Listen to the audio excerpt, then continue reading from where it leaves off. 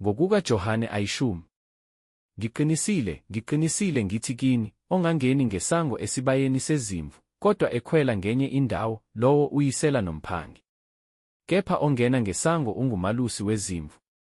Umlindisango uyamvulela lowo, nezimvu ziyalizwa izwi lakhe, ubiza ezakhe izimvu ngamagama, aziholele phandle. Nxa esezikhiphile ezakhe zonke, uhamba phambi kwazo, izimvu zimlandele, ngokuba zilazi izwi lakhe. Kepha umfokazi azisoze zamlandela, kodwa ziyakumbalekela, ngokuba zingalazi izwi labafokazi. UJesu washo lo mfanekiso kubo, kepha bona abezwisisanga ukuba kuyini lokho akukhuluma kubo. Ngakho-ke uJesu wabuye wathi kubo, Ngiqinisile ngithi kini, mina ngiyisango lezimvu.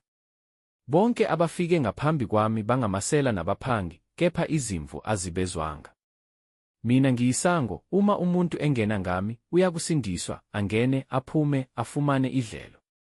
Isela kalizi kungengokweba nokubulala nokubhubhisa, mina ngize ukuba babe nokuphila, babe nakho kuchichime. Ngingumalusi omuhle. Umalusi omuhle udela ukuphila kwakhe ngenxa yezimvu. Okhokhelwayo engesiye umalusi, izimvu zingesizo ezakhe, ebona impisi iza, ushiya izimvu, abaleke, impisi izibhozomele, izihlakaze, ngokuba engokhokhelwayo, engazinakekeli izimvu. Mina ngingumalusi omuhle, ngiyazazi ezami, nezami ziyangazi, njengalokhu uBaba uyangazi, nami ngiyamazi uBaba, ngidela ukuphila kwami ngenxa yezimvu. Nezinye izimvu nginazo ezingesizo ezalesi sibaya, nalezo ngimelwe ukuziletha, ziyakuzwa izwi lami, kube mhlambi munye nomalusi munye. Ngalokho uBaba uyangithanda, ngokuba ngidela ukuphila kwami ukuba ngibuye ngikuthabathe. Akakho ongangamuka ukuphila kwami, kodwa ngikudela ngokwami, nginamandla okukudela, nginamandla okubuye ngikuthabathe. Lo myalo ngiwamukele kuBaba. Kwabakhona futhi ukwahlukana phakathi kwabaJuda ngalawo mazwi.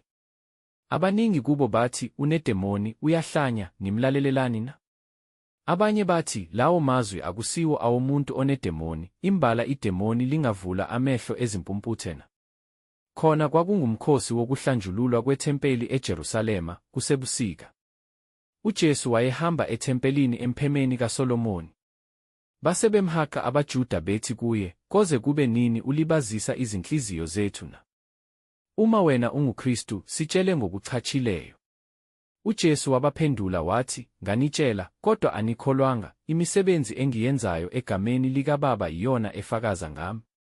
Kodwa nina anikholwa, ngokuba anisibo abezimvu zami.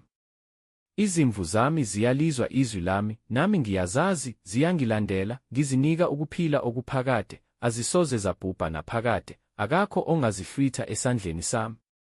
uBaba onginikileyo mkhulu kunabo bonke, akakho ongazihlwitha esandleni sikaBaba.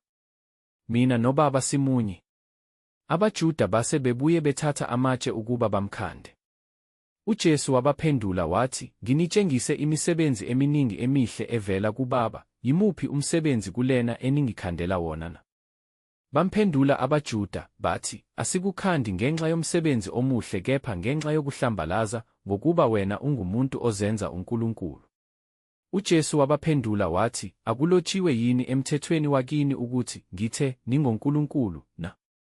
Uma wathi bangonkulunkulu bona eleza kubo izwi likaNkulunkulu, nombhalo ungeqiwe, nithi ngaye uyise amahlukanisileyo, wamthumela ezweni, ukuba uyahlambalaza, ngokuba ngithe, ngiyindodana kaNkulunkulu na? Uma ngingenzi imisebenzi kaBaba, maningakholwa yimi. Kepha uma ngiyenza, nakuba ningakholwa yimi, kholwani yimisebenzi, ukuze nazi, niqonde ukuthi uBaba ukimi, nami ngikuBaba. Base befuna futhi ukumbamba, kepha waphunyuka esandleni sabo. Waphinda wamuka, waya phesheya kweJordani kuleyo ndawo lapho uJohane waqala ukubhaphathiza khona, wahlala lapho. Nabaningi beza kuye, bathi, uJohane nempela akenzanga sibonakaliso nasinye, kepha konke uJohane akusho ngalowo muntu kwakuqinisile. Abaningi bakholwa nguye lapho.